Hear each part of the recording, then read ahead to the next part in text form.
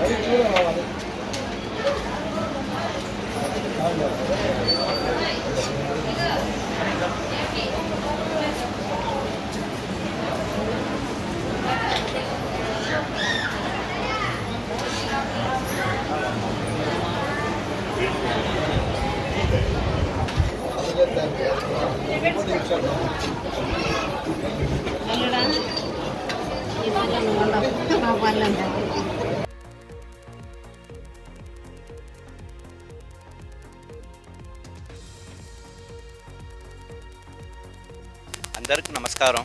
చాముండేశ్వరి అమ్మవారు కరోనా నుంచి అందరూ విడిపించాలి, అందరూ బాగుండాలి. ఇప్పుడు అమ్మ మా కణాల్లో వచ్చి చెప్పిన తర్వాత ఇక్కడ రథం వచ్చింది.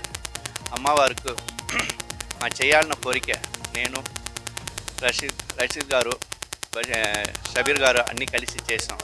ఇది మాకు ఇచ్చిన భాగ్యంగా అమ్మవారికి కోరుకుంటే సెలవు.